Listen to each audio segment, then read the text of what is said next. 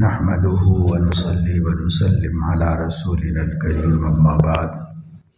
قال الله تبارك وتعالى: يا أيها الناس إنا خلقناكم من ذكر وأنثى وجعلناكم شعوبا وقبائل لتعارفوا إن أكرمكم عند الله أتقاكم إن الله عليم خبير.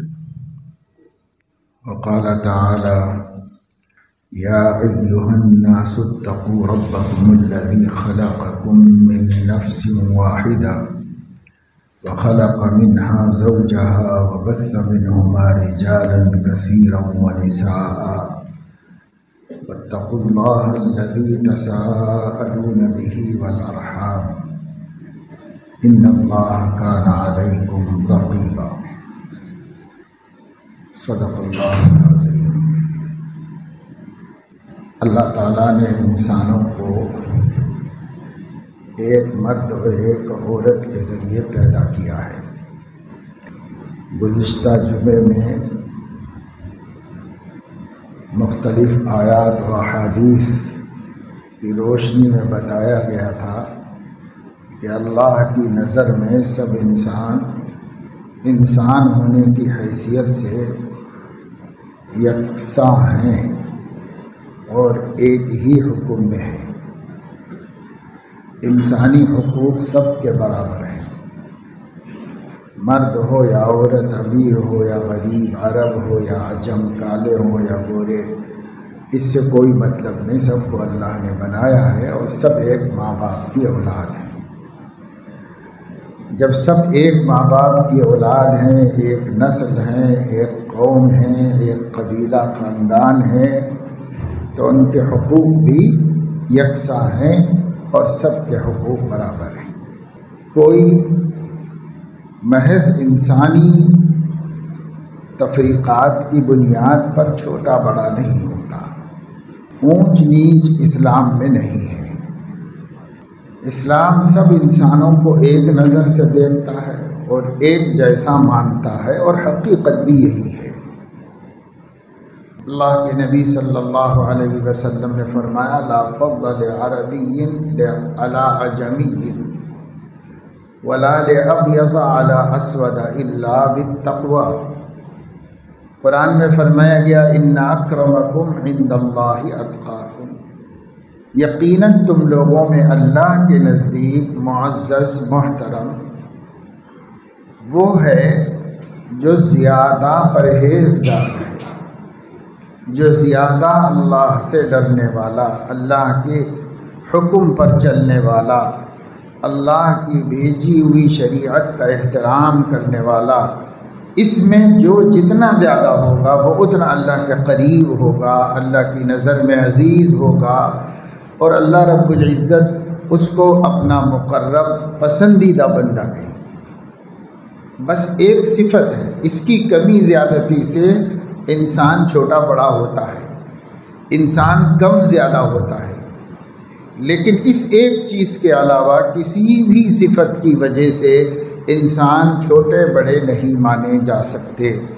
کوئی اعلیٰ نسل نہیں ہے، کوئی ادنا نسل نہیں ہے، کوئی بہت بڑے مرتبے والا نہیں ہے، کوئی حقیر فقیر نہیں ہے. سب انسان یکساں ہیں. سب انسان اللہ تبارک و تعالی شانہ کی نظر میں برابر ہیں. حقوق سب کے برابر ہیں.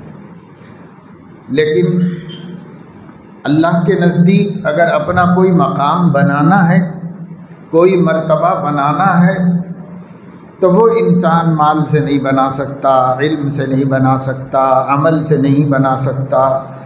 وہ انسان اپنی ڈگریوں اور سندوں سے نہیں بنا سکتا. وہ آدمی اپنے حسن و جمال سے نہیں بنا سکتا، اور وہ تو اپنے اختیار میں بھی نہیں. بنانا چاہے تو بھی اختیار میں نہیں. اس میں کوئی چیز نہیں ہے جو انسان کو اللہ کی نظر میں بڑا بنا دے. اس لیے نبی کی زبان سے کہلوایا گیا: کسی عربی کو عجمی پر کوئی فضیلت نہیں ہے. عرب آل اسماعیل کو کہتے ہیں اور عجم باقی ساری دنیا کے لوگوں کو کہتے ہیں. اور یہ عجم کی اصطلاح بھی عربوں نے جاری کر دی۔ عجم کے معنی ہے گونگا۔ عرب لوگوں کو اپنی زبان پر اتنا ناز تھا کہ وہ دنیا کی باقی بولیاں بولنے والے کو گونگے کہتے تھے، اس لیے عربی میں وہ عجمی کہلاتے ہیں۔ عجمی لوگ ہیں جو گونگے بے زبان ہیں، زبان صرف ہمارے پاس ہے۔ وہی اصطلاح عام تھی، اسی کو اللہ رسول نے بھی استعمال کیا، کیونکہ قرآن کے نزول کے زمانے کی اصطلاحات میں بولتا ہے تاکہ ان لوگوں سے بات سمجھ میں اچھی طرح آ جائے، پھر وہ دوسروں کو صحیح سے سمجھا سکے۔ تو لا فضل لعربی علی عجمی، کسی عربی کو کسی عجمی پر کوئی فضیلت نہیں حاصل ہے عرب ہونے کی وجہ سے۔ ولا لابیض علی اسود، اور کسی گورے کو کالے پر کوئی فضیلت حاصل نہیں ہے گورا ہونے کی وجہ سے۔ اور بعض روایات میں آگے اور بھی ہے کہ کسی مالدار کو غریب پر، نادار پر کوئی فضیلت نہیں ہے مالدار ہونے کی وجہ سے۔ یہ دنیا میں لوگ اونچ نیچ کا جتنی چیزوں کو سبب بناتے ہیں، اللہ سب کو کل عدم کرتا ہے، اور اللہ کے ایسا کچھ نہیں ہے، سب ایک ماں باپ کی اولاد ہیں۔ اس میں یہ کیسے ہو سکتا ہے کہ کوئی بڑا، کوئی چھوٹا، کوئی عزت والا، کوئی ذلت والا، کوئی عالی نسل، کوئی ادنا نسب، ایسے کیسے ہو سکتا ہے؟ یہ ہو ہی نہیں سکتا، سب کا ایک ہی نسب ہے، اوپر جا کر حضرت حوا اور حضرت آدم کی اولاد ہے، تو سب کا نسب ایک ہی ہے، سب ایک ہی نسل کے۔ اس لیے انسان ہونے میں کسی کے درمیان کوئی تفریق نہیں۔ ہاں، اخلاق کے اعتبار سے ایک آدمی عزت والا ہو سکتا ہے، ایک بد اخلاق آدمی ذلیل ہو سکتا ہے، اور ایمان کے اعتبار سے ایک عزت والا ہو سکتا ہے اور بے ایمان بے عزت ہو سکتا ہے، کیونکہ اسے اللہ نے معیار بنایا، بڑے ہونے کا، چھوٹے ہونے کا، یہ معیار ہے۔ اور یہی دو چیزیں ہیں، ایمان اور تقوی اور اخلاق حسنہ۔ جس کے جتنے اچھے اخلاق ہیں وہ اللہ کے نزدیک اتنا بڑا آدمی ہے، اور جس کے جتنے گرے ہوئے اخلاق ہیں اللہ کے نزدیک وہ اتنا گرا ہوا انسان ہے۔ یہ ایک بنیادی بات ہے جو گزشتہ جمعے میں بھی میں نے اخیر میں بتائی تھی، اور چند حدیثیں اور سنائی تھیں کہ حضور اکرم صلی اللہ علیہ وسلم نے ارشاد فرمایا، الناس بنو آدم وآدم خلق من تراب، سارے انسان آدم کی اولاد ہیں اور آدم مٹی سے پیدا کیے گئے۔ یہ کیوں ذکر کیا؟ وآدم خلق من تراب، یہ اس لیے بتانا چاہا کہ جس کی جو اصل ہوتی ہے وہ صفت اس کی ہوتی ہے۔ جب تمہاری اصل مٹی ہے تو مٹی والی صفت اپنے اندر پیدا ہونا چاہیے، عاجزی، مسکنت، فروتنی، سامنے والے کو برداشت کرنا، اپنے اوپر ہر بوجھ کو گوارا کر لینا، سہ لینا۔ تو یہ بردباری، تحمل، ایثار اور کسر نفسی اور تذلل و عاجزی، یہ جو زمین کی صفت ہے، مٹی کی صفت ہے، مٹی کی صفت آپ کی، ایک بوٹھی بھر مٹی اٹھائیے اور اسے قوت لگا کر کے اوپر پھینکیے تو وہ خاموشی سے نیچے آگے جم جائے گی، کیونکہ وہ یہ کہے گی کہ بھائی مجھے تعدی معلوم ہی نہیں کہ کیا چیز ہے، مجھے ترفع نہیں معلوم ہے، مجھے سر بلندی نہیں معلوم ہے، مجھے بس عاجزی، مسکنت معلوم ہے، اللہ نے مجھے مسکین بنایا ہے، میں مسکنت جانتی ہوں۔ آپ کتنی اوپر پھینکیے وہ نیچے آ کے پھر وہیں پر اپنی جگہ پر پڑی رہے گی، اور اس کا کسی سے کوئی لینا دینا نہیں، کسی سے کوئی جھگڑا نہیں۔ جب تک آدمی میں یہ مٹی والی صفت نہیں پیدا ہوگی آدمی نہیں بنے گا۔ وَآدَمُ خُلِقَ مِن تُرَابٍ، آدم مٹی سے پیدا کیے گئے۔ یہ نبی کو کیوں کہنا پڑا؟ یہ اس لیے کہنا پڑا کہ جب تک تم آگ والی صفت پیدا کرو گے شیطنت تمہارے اندر سے نہیں نکلے گی، تم مٹی والی صفت کرو۔ آدم مٹی سے پیدا ہوئے، ابلیس آگ سے بنا ہے۔ آگ کی صفت ہے اوپر جانا، کہیں بھی آگ جلائیے اس کی لپٹیں اوپر جائیں گی، کہیں جلاؤ اوپر ہی جائے گی۔ گڑھا کھود کے جلاؤ تو اوپر ہی جائے گی. اوپر سے آپ داب دو، کوئی چیز رکھ دو اس کے اوپر، تو جب تک وہ چیز اس کو دبا کے رکھے گی دبی رہے گی، اور جیسے ہی اس کے اوپر سے وزن ہٹا لیا جائے گا پھر وہ آسمان کی طرف ہی جائے گی. اللہ سے جھگڑتے ہوئے ابلیس نے کہا تھا خلقتنی من نار وخلقتہ من طین، آپ نے مجھے آگ سے بنایا اور آدم کو مٹی سے بنایا. مٹی کی خصلت عاجزی کی ہے اور آگ کی خصلت استکبار کی اور بلندی کی ہے. آپ کیا نامعقول مطالبہ کر رہے ہیں کہ بلند کو پست کے آگے جھکا رہے؟ میں اس چیز سے پیدا ہوا ہوں جو اوپر جاتی ہے، بلندی صفت ہے، بلندی پسند ہے، میں اس سے پیدا ہوا. اور آدم کو آپ نے مٹی سے بنایا، مٹی پستی کی طرف جانے والی چیز ہے، اس کو بلندی معلوم ہی نہیں ہے کوئی. آپ کہہ رہے ہیں کہ میں جھکوں، تو میں کیسے جھک سکتا ہوں؟ خلقتنی من نار وخلقتہ من طین. تو اللہ تعالیٰ نے کہا کہ یہاں سے نکل جا اور مردود ہو جا، اخرج منہا فإنک رجیم، چلے جاؤ باہر میرے دربار میں سے، اب سے تم مردود ہو گئے ہو، میری بارگاہ سے محروم کر دیے گئے ہو، اب نہیں آ سکتے تم میرے دربار میں. تو کس چیز پر اللہ تعالیٰ نے اس کو مردود فرما دیا؟ اسی سرکشی، تعلی، سربلندی، میں بڑا میں بڑا میں بڑا، انا انا انا، اسی چیز نے اس کو برباد کیا.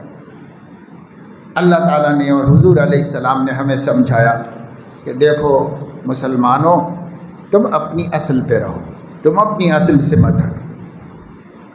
ایک چیز ہے خودداری، عزت نفس، اس کا تو ہر مسلمان کو حکم ہے.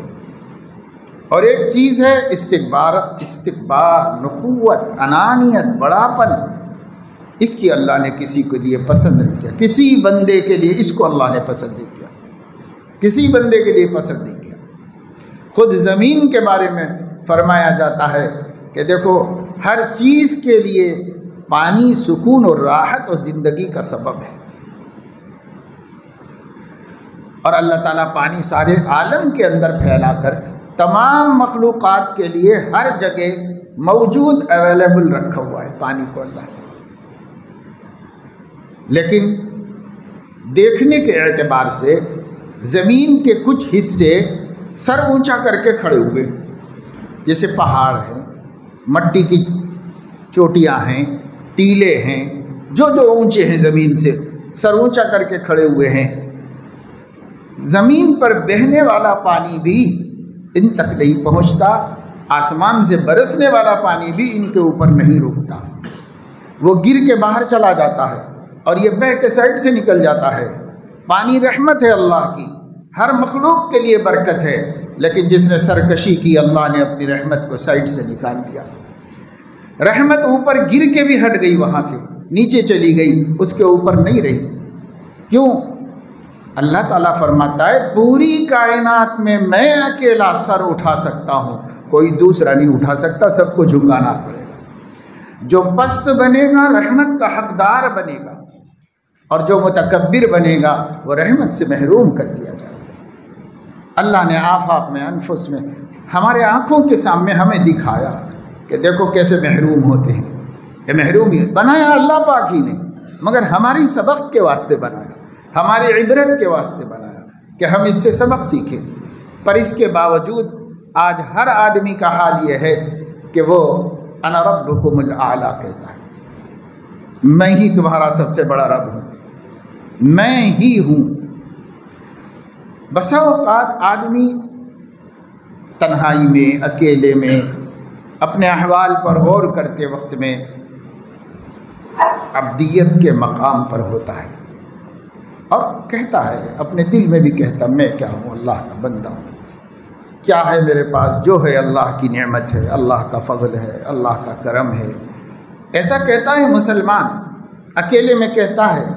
جب بھی وہ اپنے کو ٹٹولتا ہے تو اسے سرکشی نہیں ہوتی، غرور نہیں ہوتا، لیکن جب اس کا کسی سے مقابلہ ہوتا ہے تو یہ اس کا شیطان تب باہر میں آتا ہے، تب نکلتا ہے اور تب کہتا ہے کہ میں کیسے جھک سکتا ہوں.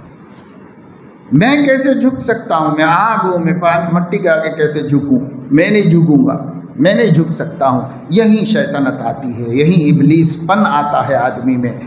اللہ کے نبی صلی اللہ علیہ وسلم نے فرمایا دیکھو اللہ کے پیارے بنے رہنا چاہتے ہو تو وہ آدم والی صفات اپنے اندر پیدا کرو۔ پھر دیکھو جب اللہ تبارک و تعالی شانہ نے ابلیس سے کہا کہ نکل جائے یہاں سے، تو مردود ہے، تو اس نے مردودیت خوشی سے قبول کر لی، خوشی سے قبول کر لی، اور اس نے کچھ بھی اس پر ندامت نہیں کی کہ ارے اتنی بڑی غلطی ہو گئی مجھ سے، ایسا نہیں چاہیے تھا۔ اب بھی موقع ہے کہ اللہ سے کہو کہ میں نے غلطی کی، مجھے آپ سے بحث نہیں کرنی چاہیے تھی، مجھے آپ کا حکم مان لینا چاہیے تھا، اب مان لیتا ہوں۔ یہ بھی تو ہو سکتا تھا اللہ کے ناراض ہونے کے بعد، اور اللہ تو رحمان تھے، اگر وہ ذرا بھی دبتا تو قبول فرما لیتے، درگزر کر دیتے، لیکن ذرا بھی نہیں دبا، بالکل اس کو کوئی ٹس سے مس نہیں ہوا کہ میں مردود کر دیا گیا، ہونے تو مردود رہے گا۔ البتہ اللہ تعالیٰ سے ایک درخواست کی، دعا کی کہ انذرنی الی یوم یبعثون، اے اللہ مجھے جب لوگ قیامت میں اٹھائے جائیں گے، یعنی قیامت تک کے لیے زندگی دے دیجیے۔ تو اللہ تعالیٰ اس غصے کی عالم میں بھی ایک مانگنے والے بندے کی مانگ سن رہے ہیں اور فرما رہے ہیں انک من المنظرین، جا تجھے میں نے اتنی عمر دے دی، قیامت تک ہمیشہ کے لیے تجھے زندگی دے دی، جب تک قیامت نہیں آئے گی تو زندہ رہے گا۔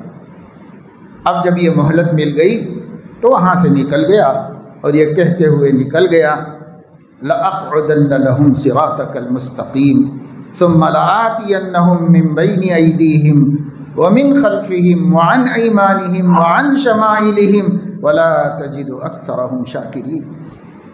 اب میں جا کر قیامت تک تیرے بندوں کے رستے میں بیٹھ جاؤں گا، وہ رستہ جو بندہ خدا تک پہنچنے کے لیے دین کا اختیار کرتا ہے، اس رستے میں بیٹھ جاؤں گا، اب پھر ان کو داہنے سے بائیں سے آگے سے پیچھے سے ہر سمت سے گمراہ کروں گا، پھر آپ دیکھیں گے کہ آپ کے بندوں کی اکثریت نافرمان اور ناشکری نکل جائے گی، سب کو بھٹکا دوں گا، اکثریت کو سیدھے رستے سے ہٹا دوں گا۔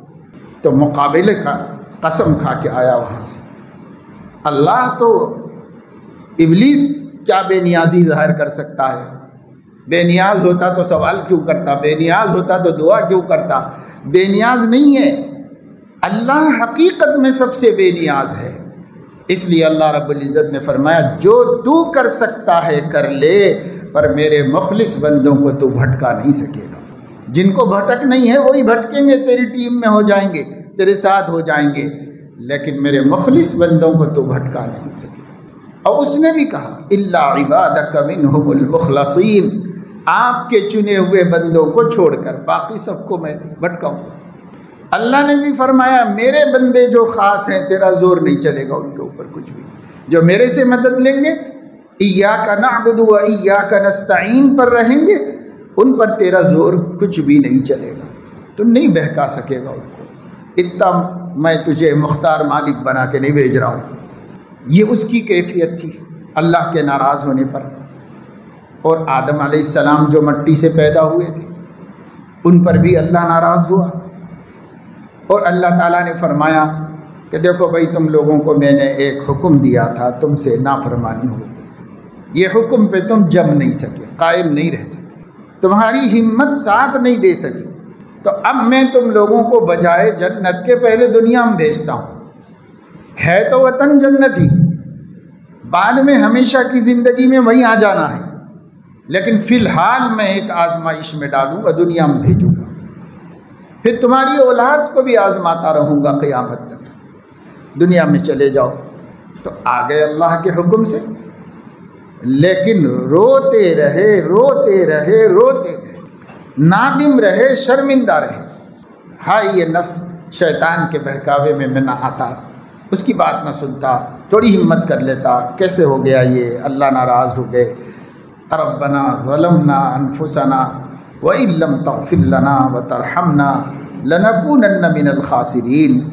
اتنی ہمت بھی نہیں ہوئی کہ وہ یوں کہیں فَاغْفِرْ لَنَا وَارْحَمْنَا، بس اتنا ہی کہتے رہے، آپ نے نہیں بخشا، آپ نے نہیں رحم کیا، تو بھائی ہم تو خسارے میں ہیں، ہم تو گئے کام سے، ہماری تو جو ہے کشتی ڈوب گئی، اگر آپ نے نہیں بخشا، اگر آپ نے نہیں معاف کیا۔ بس یہی کہتے رہے۔ اللہ نے بخش دیا، معاف کر دیا، تیقن دیا، اطمینان دلایا، دل کو سکون عطا فرمایا، اور فرمایا کہ کوئی بات نہیں، ہم آپ سے راضی ہیں، خوش ہیں، ہم نے آپ کو نبی بنایا، ہم نے آپ کو انسانوں کی ہدایت کے لیے مبعوث کیا، آپ کو بڑا فضل و شرف عطا فرمایا، آپ کو یہ مرتبہ دیا کہ نبوت کی دنیا کا پہلا ہیرا آپ کو بنایا۔ اللہ تعالیٰ کتنا خوش ہو گیا۔ یہ کیوں؟ وہ مٹی سے پیدا ہوئے تھے، مسکنت اور عاجزی اور بندگی ان کے اندر کوٹ کوٹ کے بھری ہوئی، ان کی اصل میں تھا، ان کی خمیر میں تھا۔ اس کی خمیر میں سرکشی تھی، اس کو ذرا بھی اثر نہیں ہوا۔ اخرج منہا فإنک رجیم کا کوئی اثر ہی نہیں کیا۔ اب بڑے تن تناسے کے ساتھ دن دناتے ہوئے، میں دیکھتا ہوں آپ کے بندے کیسے بندگی کریں گے، ان سب کو بہکاتا ہوں، ایسے کروں گا ویسے کروں گا، کر کچھ بھی نہیں سکتا تھا، لیکن اللہ تعالیٰ سے مقابلہ کیا، سرکشی کی۔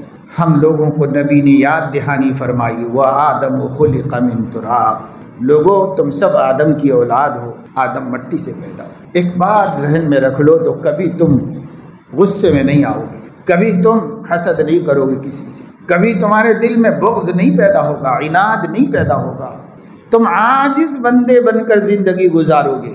یہ صفتیں سب اللہ تعالیٰ نے آقا صلی اللہ علیہ وسلم میں بدرجہ کمال رکھی ہوئی تھی۔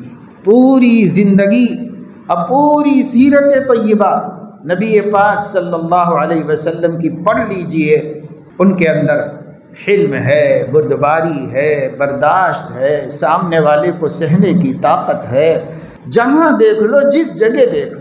حالانکہ وہ شجیع ہیں، وہ بہادر ہیں، وہ بڑی سے بڑی قوت سے ٹکر لینے کے قابل ہیں، اور اس کی ہمت اپنے اندر رکھتے ہیں۔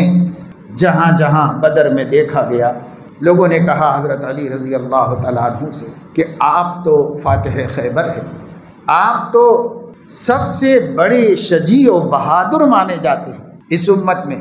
فرمایا تو صحیح ہے، لیکن بدر میں نے دیکھا کہ جس جگہ ہماری بھی ہمت نہیں بڑی، صدیق اکبر وہاں پر موجود، اور صدیق اکبر یہ کہتے ہیں کہ جہاں ہمارے حوصلے پست ہو جاتے، نبی اس کے آگے ہوتے۔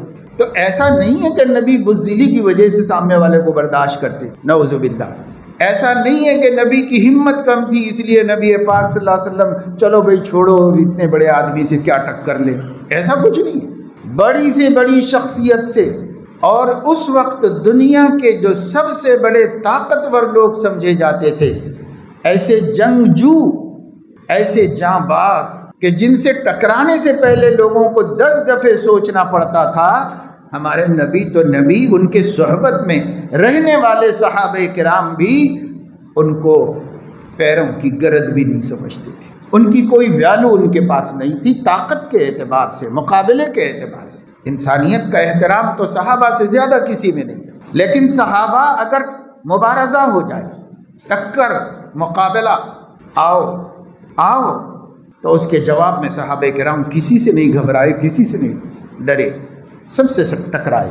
نابالغ کم عمر بچوں نے، معاذ اور معوذ ابن افرا نے ابو جہل جیسے مکے کے سردار سے ٹکر لی، بچوں نے ٹکر لی، اور اس کے مقدر میں انہی کے ہاتھوں برباد ہونا رہا۔ طاقت، مسلمان جو نبی کی صحبت میں اتنا حوصلہ مند ہو سکتا ہے کہ بچے اتنے حوصلہ مند ہو جائیں۔ سعد ابن ابی وقاص رضی اللہ تعالیٰ عنہ احد کے موقع پہ چھپ رہے تھے، حضرت علیہ السلام جلدی سے نکلے تھے کچھ لوگوں کو لے کر کے۔ ایک جگہ پہنچنے کے بعد حضور علیہ السلام نے جائزہ لیا اور دیکھا تو اس میں 2-4 بچے تھے، 16 سال کے، 15 سال کے بچے۔ حضرت سعد بھی 16 سال کے تھے۔ حضرت علیہ السلام نے بچوں سے کہا کہ واپس چلے جاؤ، ابھی شہر قریب ہے، واپس چلے جاؤ، آپ لوگوں کا کام نہیں ہے بیٹا میدان کارزار میں جمنا، آپ کا کام نہیں، آپ کھیل کودنے کی عمر ہے، جاؤ، واپس کر دیا۔ 2-3 بچے واپس کر دیے گئے تو سعد ابن ابی وقاص چھپتے، سعد ابن ابی وقاص کے بھائی تھے، 16 سال کے تھے، وہ چھپتے ہوئے پھر رہے تھے۔ حضرت سعد نے دیکھ لیا اور کہا کیوں ادھر ادھر گھوم رہے ہو، تم لوگوں کے پیچھے چھپ رہے ہو، درختوں کے پیچھے چھپ رہے ہو، کیا بات ہے؟ تو وہ کہنے لگے کہ بھائی جان اللہ کے نبی بچوں کو واپس کر دے رہے ہیں، مجھے دیکھ لیں گے، مجھے بھی واپس کر دیں گے، لیکن ان کو بہرحال پکڑ کے حضور کے سامنے پیش کر دیا گیا۔ حضرت علیہ السلام نے فرمایا بیٹا تمہارا کام نہیں ہے، وہاں پر چلے جاؤ، اچھے اچھے لوگوں کی ہمت حوصلے پست ہو جاتے ہیں، تم کہاں جاؤ، چلے جاؤ واپس گھر چلے جاؤ۔ تو رونے لگے حضور علیہ السلام کے سامنے، اتنا روئے کہ آپ کو رحم آیا، آپ نے فرمایا اچھا اس کو رہنے دو، ان کو ساتھ میں رکھ لیا حضور علیہ السلام۔ یہ حوصلے تو نبی کے صحابہ کے بچوں کے تھے، عورتوں کے حوصلے، مردوں کے حوصلے۔ اب اس کو سامنے رکھ کر آپ نبی کا حوصلہ دیکھو کتنا ہوگا، نبی کی ہمت کتنی ہوگی۔ کسی دنیا کی طاقت سے اللہ کے نبی کو کبھی خوف نہیں، کسی طاقت سے خوف نہیں ہوا، لیکن اس کے باوجود مغفرت، عفو درگزر، جھیل لینا، سہ لینا، برداشت کر لینا آپ صلی اللہ علیہ وسلم میں اتنا تھا کہ اسی کی وجہ سے یہ آپ کی فضیلت بن گئی۔ مجبور جھیل لے تو اس کی کیا فضیلت ہے، اس کی مجبوری ہے، بس کمال ہے، کمال تو یہ ہے۔ چنانچہ حدیث میں آتا ہے، صحیح بخاری میں ہے صحابہ کرام کے بارے میں کہ وہ اس کو پسند کرتے تھے۔ امام بخاری فرمائیں سلف اس بات کو پسند کرتے تھے کہ اپنے دشمن پر پہلے قابو پا لیں، اس کے بعد معاف کر دیں۔ دشمن جس سے ان کو بدلہ لینا ہے اس کے اوپر پہلے قابو پا لے، اس کو پہلے بتا دیں کہ میں تجھ سے بدلہ لے سکتا ہوں، لیکن جب بدلہ لینے کا وقت آئے تو کہہ دے کہ جاؤ معاف کر دیا میں نے، درگزر کر دیا۔ سلف اس کو پسند کرتے تھے، پیشگی معاف کرنے کے بجائے یہ پہلے دکھاتے تھے کہ میں نہ معاف کرنا چاہوں تو نہیں بھی معاف کر سکتا ہوں، لیکن یہ میرے نبی کی سنت ہے اس لیے معاف کر دیتا، طاقت تو ہے میرے اندر بدلہ لینے کی۔ کیوں سلف ایسا کیوں پسند کرتے تھے؟ یہ ایسا اس لیے پسند کرتے تھے کہ وہ سمجھتے تھے کہ اگر آدمی سہ لیتا ہے تو دنیا سمجھتی ہے کہ مجبور ہے اس لیے برداشت کر لے رہا ہے، مجبور ہے اس لیے برداشت کر لے رہا ہے۔ وہ دکھاتے تھے کہ ہم مجبور ہونے میں تو خیر کوئی بھی کر لیتا ہے، ہم مسلمان مجبوری میں نہیں، بغیر کسی مجبوری کے صرف اللہ کو خوش کرنے کے لیے معاف کرتے ہیں۔ یہ صفت، یہ بتانا، یہ کیوں کمال یہ ہے، کمال وہ نہیں۔ ایک پہلوان نے بیچارے کسی غریب رستہ چلنے والے کو تھپڑ مار دیا تو کیا ہوا، بیچارہ خاموشی بیٹھے گا نا، وہ بولے گا کہ بھائی میں تو آنکھ اٹھا کے بھی نہیں دیکھ سکتا، کیوں مارے بھائی بول کے بھی نہیں پوچھ سکتا، اس لیے کہ دوسرا کھا لوں گا، دوسرا تھپڑ لگے گا تو نہیں بول سکتا۔ اب اگر اس نے صبر کیا یہ اس کی مجبوری کا صبر ہے، اب اگر اس نے درگزر کر دیا تو یہ اس کی مجبوری کا درگزر کرنا ہے۔ اسلام کہتا ہے مجبوری میں کوئی بھی کرتا ہے، تم مجبور نہ ہو تب بھی کرو۔ تو یہ صفت ہے جو ہمارے نبی صلی اللہ علیہ وسلم کی اندر کمال درجے میں موجود تھی، اعلیٰ درجے میں موجود۔ سیرت النبی ہم پڑھتے نہیں، حضرت علیہ الصلاۃ والسلام کی زندگی کا مطالعہ نہیں کرتے، جی لگا کر کرنا چاہیے، عاشقانہ اور والہانہ جذبات کے ساتھ پڑھنا چاہیے۔ جب آدمی کسی کی سے محبت ہو جاتی ہے تو تذکرہ بہت کرتا ہے۔ آپ کو جس دوست سے زیادہ محبت ہو بار بار اس کا ذکر آتا ہے، محفلوں میں، مجلسوں میں، گفتگو میں، ہر جگہ۔ آپ کچھ اچھا کھا رہے ہو تو وہ یاد آ جاتا ہے، آپ کو کوئی تکلیف پہنچ جائے تو وہ یاد آ جاتا ہے، آپ سے کچھ دوست احباب ملنے آ جائیں تو ان کی باتوں میں وہ یاد آتا ہے، حالانکہ غائب ہے۔ جیسے ہمارے نبی صلی اللہ علیہ وسلم کو صدیق اکبر اور عمر فاروق سے محبت تھی، صدیق اکبر اور عمر فاروق سے محبت تھی، اتنی محبت تھی کہ بے وجہ ذکر کر دیتے تھے، وہاں کوئی ضرورت ہی نہیں سمجھ میں آتی کہ یہاں ان کے ذکر کی کیا ضرورت ہے، وہ لوگ موجود بھی نہیں رہتے لیکن ذکر کرتے تھے۔ یعنی جئت انا و ابو بکر و عمر، ذهبت انا و ابو بکر و عمر، اکلت انا و ابو بکر و عمر، حتیٰ کہ سیدنا علی رضی اللہ تعالیٰ عنہ فرماتے ہیں سنتے سنتے سنتے ہم کو خیال ہوتا تھا کہ کبھی ایک آدھ نام کسی اور کا بھی تو بڑھا لیں، مگر حضور علیہ السلام انہی دونوں کا نام لیتے تھے، جہاں ذکر آتا دونوں کو ضرور ذکر آتا۔ ایک معجزہ ظاہر ہوا حضور علیہ السلام کا ایسی جگہ پر کہ جابر بن عبداللہ رضی اللہ تعالیٰ عنہ، صحیح بخاری میں حدیث ہے کہ احد میں شہید ہو گئے تھے ان کے والد حضرت عبداللہ، اور شہادت سے پہلے صبح میں ہی کہہ دیا تھا کہ بیٹا تو میرا بیٹا ہے اور اس سے مجھے اپنی اولاد میں سب سے زیادہ محبت ہے، میں مر جاؤں گا، مجھے ایسا لگتا ہے کہ اس جنگ میں آج شہید ہو جاؤں گا، زندہ نہیں رہوں گا۔ مگر میں بہت مقروض ہوں، میرے اوپر قرضہ ہے بہت لوگوں کا، تو میں تجھے وصیت کر رہا ہوں کہ میرے بعد میرا قرضہ ادا کرنے کی فکر کر کے مجھے سبکدوش کر دینا۔ انہوں نے وعدہ کر لیا، اسی دن وہ شہید بھی ہو گئے۔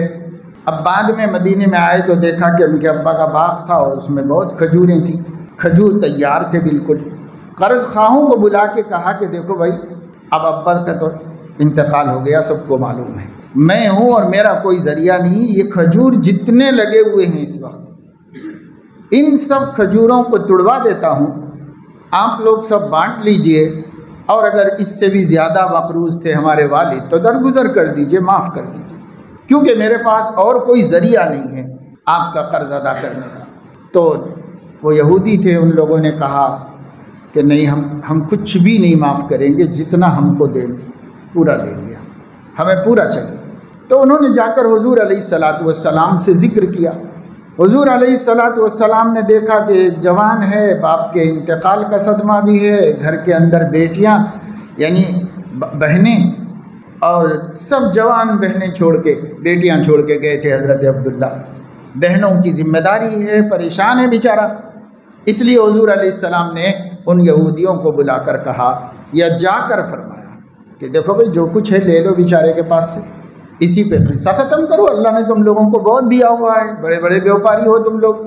تو حضور سے بھی منع کر دیا، انہوں نے کہا کہ نہیں، ہم پورا لیں گے، ہم نہیں کچھ چھوڑیں گے۔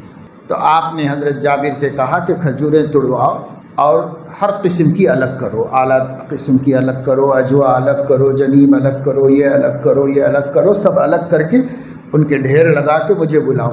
جب یہ سارا کام ہو گیا، ڈھیر لگ گئے کھجوروں کے، آپ تشریف لائے اور ان کھجوروں کے درمیان میں بیٹھ گئے تھوڑی دیر، اور اس کے بعد فرمایا کہ کانٹا کھڑا کرو، ترازو لگاؤ اور قرض خواہوں کو بلاؤ اور بولو کہ اپنا اپنا قرضہ لے جائیں۔ لوگ آتے رہے، لے جاتے رہے، آتے رہے، لے جاتے رہے، یہاں تک کہ سارے قرض خواہ اپنا اپنا قرضہ وصول کر کے لے گئے، ہنسی خوشی بالکل برابر سرابر۔ پھر بھی ان کے پاس 18 یا 20 وسق کھجور بچ گئے۔ یہ معجزہ تھا حضور علیہ السلام کی برکت۔ جب انہوں نے بتایا حضور علیہ السلام کو کہ یا رسول اللہ، سب نمٹ گیا قرضہ ابا کا اور ابھی ہمارے پاس اتنا ڈھیر بچا ہوا ہے، تو بہت خوش ہوئے اور فرمایا کہ یہ بات جا کے عمر کو بھی سنا دو۔ کیوں فرمایا؟ اس لیے کہ پتہ تھا کہ عمر خوش ہو جائیں گے، نبی کا معجزہ سن کر خوش ہو جائیں گے، اور ان کو اطمینان تھا کہ نبی کے ذریعے سے یہ کام ہو جائے گا۔ تو بتا دو جا کر کے۔ آدمی کس کو یاد کرتا ہے اچھے برے میں؟ قریب ترین لوگوں کو یاد کرتا ہے، محبوب ترین لوگوں کو یاد کرتا ہے۔ یہ حضرت علیہ الصلاۃ والسلام کا مقام ہے اور ان کا مرتبہ ہے۔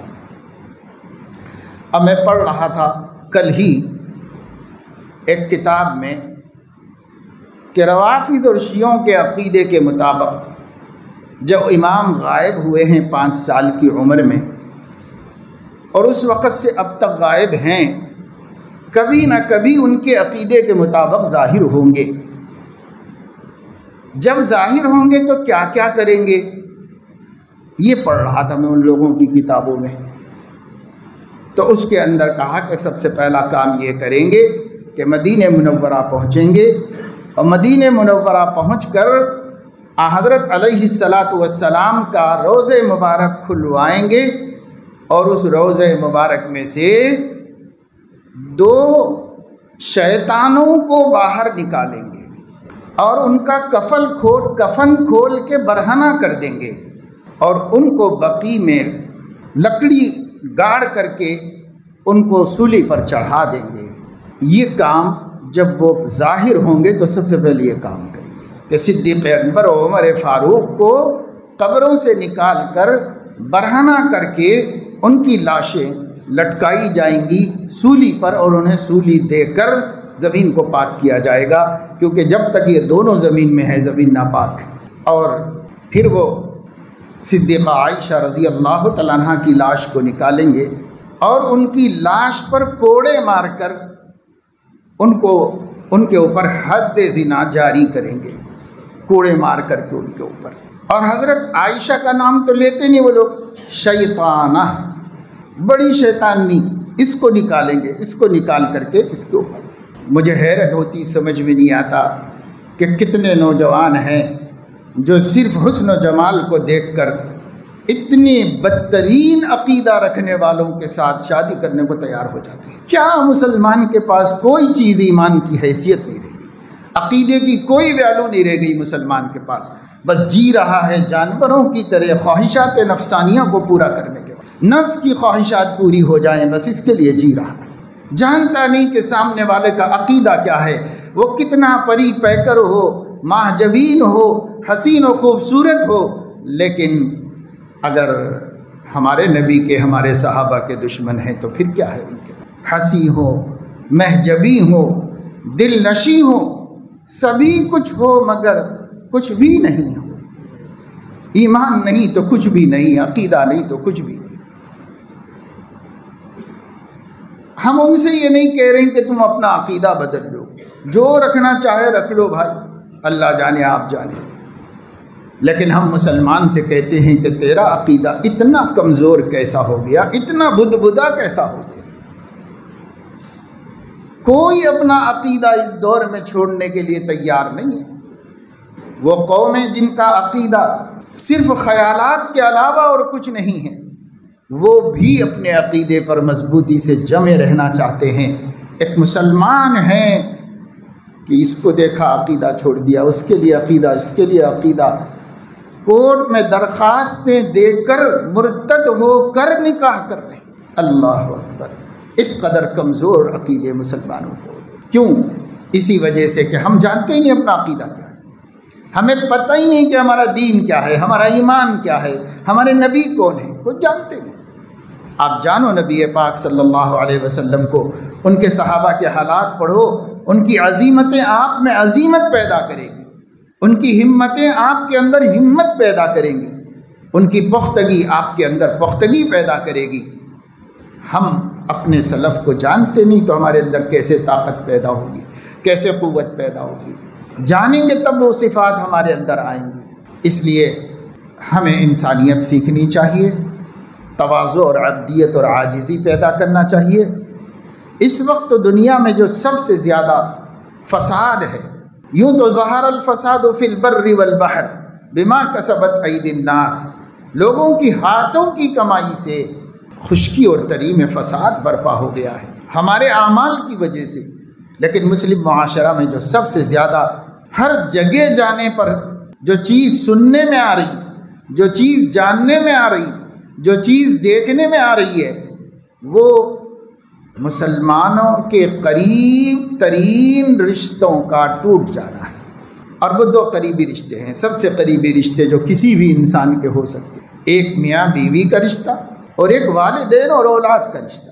اب جتنے رشتے ہیں بھائی ان سے بنے ہیں، آپ کے جتنے سسرالی رشتہ داری ہیں ازدواجی رشتے سے بنے ہیں، عورت کے لیے شوہر کے رشتہ دار، شوہر کے لیے بیوی کے رشتہ دار، تو اسی رشتے سے رشتے پیدا ہوئے ہیں، اور چچا، خالہ اور پھوپھی اور ان کی اولاد اور ان سے ہمارے رشتہ داریاں، ماموں اور ماموں کی اولاد اور ان سے ہماری رشتہ داریاں، یہ ماں باپ کی وجہ سے، ماں باپ، اولاد، میاں بیوی، یہ چار رشتے ہیں، یہ اصلاً رشتے، اور اس سے پیدا ہونے والے سینکڑوں رشتے، ہزاروں رشتے ہیں، اور ان کے حقوق یہ ہے کہ الاقدم فالاقدم، جو سب سے نزدیک ہے اس کا سب سے زیادہ، پھر اس کے بعد والے کا، پھر اس کے بعد والے، پھر اس کے بعد والے رشتہ داروں کے ہمارے اوپر حقوق ہیں۔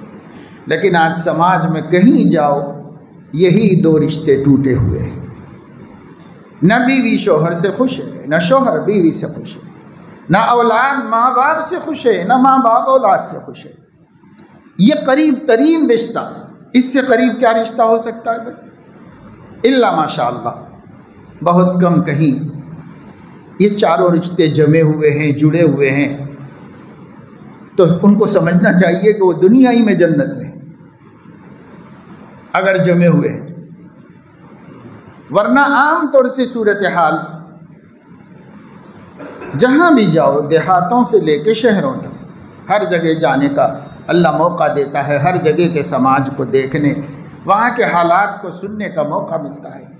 علماء سناتے ہیں، بتاتے ہیں کہ اس وقت سماج کی کیا صورتحال ہے۔ یہاں پر بیان کرنے بیٹھنے سے پہلے کہتے ہیں کہ مولانا ذرا ان چیزوں پہ بولیے، تو وہ جو ان کے دیکھے ہوئے ہوتے ہیں نا، وہ وہاں کی ضرورت کی باتیں ہوتی ہیں وہ بتاتے ہیں۔ یہ 4 رشتے ہر جگہ ٹوٹے ہوئے ہیں، بکھرے ہوئے ہیں، قانونی طور پہ ہیں، بس ہے ہمارے ماں باپ، ہاں ہمارے ماں باپ، بس کر اولاد، ہاں ہمارے بچے ہیں، بس۔ جو جذباتیت ہونا چاہیے، جو لگاؤ ہونا چاہیے، جو پیار اور محبت ہونی چاہیے، جو انسان کے قلبی تعلق کا سبب ہونا چاہیے، شاید بہت کم رہ گیا ہے۔ اب میاں بیوی کا تو اس سے بھی آگے جا کے قصہ خراب ہوا ہے۔ وجہ کیا ہے؟ وجہ گھروں میں تربیت کا نہ ہونا ہے، اولاد کی تربیت نہ ہونا اس کا سبب ہے۔ کوئی اپنی بیٹی کو اگر تربیت دے تو اس بات کی تربیت دے کہ بھائی اسے کیسی بیوی بننا ہے، کیسی بہو بننا ہے اور کیسی بھاوج بننا ہے، اس کی تربیت دے، کیونکہ اس کو زندگی تمہارے گھر میں نہیں گزارنی ہے، اس کو زندگی جا کر دوسرے گھر میں گزارنی ہے۔ اس کی جو اصل شان ہے اور اصل پہچان ہے کسی کی بیوی ہونے کی، کسی کی ماں ہونے کی، کسی کی بھاوج ہونے کی، کسی کی بہو ہونے کی، اصل پہچان یہ ہے اس کی۔ اور کسی کا بیٹی ہونا وہ بہت سے بہت 18-20 برس میں ختم، وہاں تک بیٹی ہے۔ اس کے بعد اب اس کے رشتے جو اصلی بن گئے، وہ جو اصلی رشتے تھے وہ نقلی بن گئے، اصلی بن گئے، ان کا درجہ دوسرا ہو گیا، ان کا درجہ پہلا ہو گیا۔ تو تربیت اس کی کرنا چاہیے نا جو اس کے آئندہ چل کر اصل رشتے بننے والے ہیں۔ یہ رشتے کیسے نبھائے، ان رشتوں کو کس طریقے سے لے کے چلے، اور کس طرح وہاں پر اپنے آپ کو منوائے، اور کیسے اپنے اخلاق کا اچھا اثر چھوڑے، اور کس طریقے سے ان کے دل جیت لے، وہ سکھانا چاہیے نا۔ تو یہ جھوٹے لاڑا اپنے بچیوں کو یہ نہیں سکھاتے، نہیں بچی ہے ہماری پرائے گھر کو جانے والی ہے، بچی ہے ہماری بیٹی ہے، آخر عورت بچی ہے، ایسے بول کے جھوٹے لاڑ کر کے خلق ان کے خراب کر دیتے ہیں، ان کے اندر استکبار اور غرور پیدا کر دیتے ہیں، ان کے اندر ضد اور ہٹ دھرمی پیدا کر دیتے ہیں، ان کے اندر بد زبانی اور بد کلامی پیدا کر دیتے ہیں، پھر بھیج دیتے ہیں۔ بھیجنا تو ہے ہی، کوئی نہیں رکھ لے سکتا، بھیجنا کمپلسری ہے، بھیج دیتے ہیں۔ لیکن جس جگہ جانا تھا، جہاں رہنا تھا، جہاں کو نبھانا تھا، جہاں کے لیے اخلاق چاہیے تھے، وہ کچھ بھی نہ اماں نے سکھائے نہ بابا نے سکھائے، وہاں جا کے کیا کرے گی؟ اگر اللہ کے فضل و کرم سے اخلاق مند نکل گئی تو اس نے جا کے سب سنبھال لیا اور سب کو کنٹرول کر لیا، اور اگر بد اخلاق ہوئی تو نہ اپنی زندگی اجیرن، ان لوگوں کی زندگی برباد، ماں باپ کی زندگی برباد، دونوں خاندان تباہ و برباد کر کے۔ یہ کام اگر ہم سکھاتے کہ بیٹی مٹی سے پیدا ہوئی ہو، تمہارے ماں باپ کی اصل مٹی ہے، مٹی والی صفات، عجز و عبدیت و بندگی و اطاعت و فرما برداری اور چھوٹے بن کر رہنا، یہ پیدا کرو۔ حضرت حکیم الامت رحمۃ اللہ علیہ نے امت کو 40 نصیحتیں کی۔ ایک نصیحت یہ بھی ہے، اگر اوروں سے ملنا جلنا پڑے تو سب سے عاجز ہو کر رہے، سب کی خدمت کرے، بڑائی نہ جتلائے۔ یہ اجتماعی زندگی کا گر بتایا ہے کہ اجتماعی زندگی، اوروں سے ملنے جلنے کا مطلب سوسائٹی میں رہنا پڑے، اکیلے نہیں ہیں ہم، کسی جنگل میں نہیں ہیں ہم، سوسائٹی میں رہتے ہیں، 4 آدمیوں کے بیچ میں رہتے ہیں، تو کیسے رہیں؟ سب سے عاجز ہو کر رہے، سب کی خدمت کرے، بڑائی نہ جتلائے۔ یہ ہے رہنے کا طریقہ۔ یہ طریقہ تو میں نے اپنی بیٹی کو بھی نہیں سکھایا، اب وہ کیسے جا کے رہے گی وہاں؟ اسی طریقے سے ہمارے بیٹے ہیں، ہمارے بیٹوں کو بھی بتانا ہوگا، خود ماں باپ کو امانت سمجھ کر یہ بات بتانی ہوگی کہ بیٹا اب تمہاری نکاح ہو گیا، تمہاری شادی ہو گئی، تم اپنی زندگی کے لیے سوچو، اب تمہارے اوپر تمہاری بیوی بچوں کا حق تمہارے ماں باپ سے زیادہ ہے۔ یہ شریعت ہے، یہ شریعت ماں باپ اولاد کو بتائیں اور ان کو سکھائیں، نہ یہ کہ مداخلت کر کر کے ان کا جینا مشکل کر دیں۔ گھر میں رہو الگ بھی نہیں ہو سکتے، اب گھر میں رہو تو ہر چیز میں دخل، ہر چیز میں دخل، ہر چیز میں دخل، تو ماں باپ کو بھی نہیں معلوم کہ اسلام کیا ہے، ماں باپ کو بھی نہیں معلوم کہ دین کیا ہے، تو نہیں بتاتے۔ ایک عورت جب تک گھر میں ہے ماں باپ کا حق اس پر سب سے زیادہ ہے، لیکن جب اس کا نکاح ہو گیا تو شوہر کا حق سب سے زیادہ ہے، اس کے بعد ماں باپ کا، لیکن اسے نہیں سکھایا نا، اپنا چور ہے۔ ہماری چوری یہ ہے کہ اگر ہم سکھائیں گے تو وہ ہماری نفسانیت چل نہیں پائے گی۔ اگر ہم سکھا دیں گے دین شریعت تو وہ بھی سکون سے رہیں گے، ہم بھی رہیں گے، مگر نفسانیت نہیں چل پائے گی۔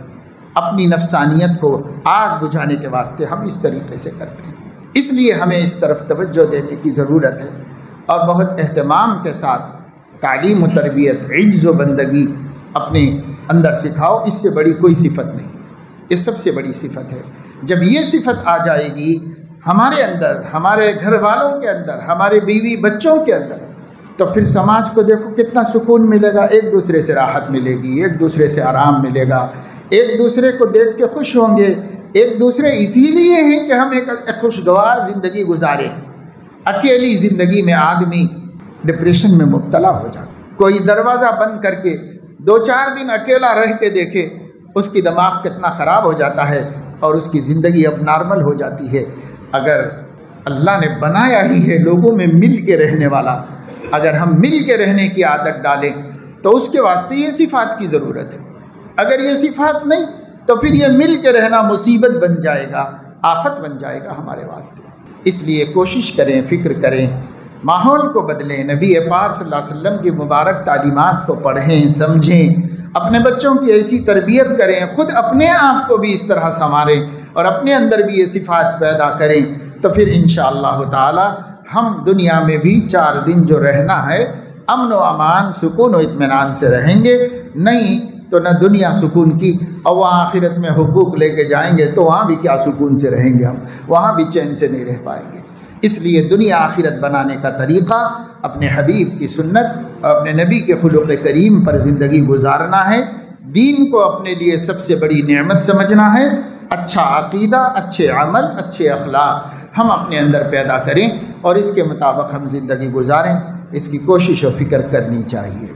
ایک بات آخر میں یہ اعلان کرنا مناسب سمجھتا ہوں کہ جو حضرات ضعیف ہیں، بزرگ ہیں یا بیمار ہیں، وہ نماز جمعہ کا فریضہ ادا کرنے کے لیے مسجد آتے ہیں، لیکن یہاں پر پہلے بیان ہوتا ہے، پھر خطبہ ہوتا ہے، اس کے بعد سنتیں ہوتی ہیں، پھر خطبہ ہوتا ہے، پھر اس کے بعد نماز ہوتی ہے۔ اس لیے بڑے بزرگ لوگ بیمار معذور لوگوں سے یہ گزارش ہے کہ وہ 2 بجے تک مسجد آئیں، 2 بجے کے بعد ہی نماز ہوگی، اس لیے آپ کو خطبہ بھی مل جائے گا، نماز بھی مل جائے گی، زیادہ دیر بیٹھنے کی مشقت برداشت کرنا بھی نہیں پڑے گا۔ اس لیے یہ تو مسئلے کا حل نہیں ہے کہ ضعیفوں کے لیے، بزرگوں کے لیے یہ جو سلسلہ ہے اس کو ختم کر دیا جائے، یہ بہت مشکل کام ہے، اس واسطے کہ اس وقت امت اس قدر بے دینی کے دلدل میں پھنسی ہوئی ہے کہ جب تک ان کی یہ ہفتہ واری رہنمائی کا سلسلہ رہے گا شاید کسی درجے میں مسلمان باقی رہیں گے، ورنہ یہ اسلام بھی ختم ہو جائے گا، یہ دین بھی باقی نہیں رہے گا۔ چاروں طرف سے اس امت کو دہریہ بنانے کی کوشش ہو رہی ہے۔ ابھی تک مشرک بنانے، کافر بنانے، عیسائی بنانے، یہودی بنانے کی محنت کم ہو رہی ہے، خدا بیزار بنانے کی محنت زیادہ ہو رہی ہے، اور سب اسی میں گرتے جا رہے۔ تو یہ کچھ کہنا سننا چلتا رہے گا تو یہ قوم، اگلی نسل ہماری بچ جائے گی، وہ محفوظ رہے گی۔ باقی بڑے بزرگ حضرات ماشاءاللہ سے اپنے عقیدے پہ جمے ہوئے ہیں، مضبوط ہے، دین سمجھے ہوئے ہیں، ان کو اتنی زیادہ ضرورت بھی نہیں ہے۔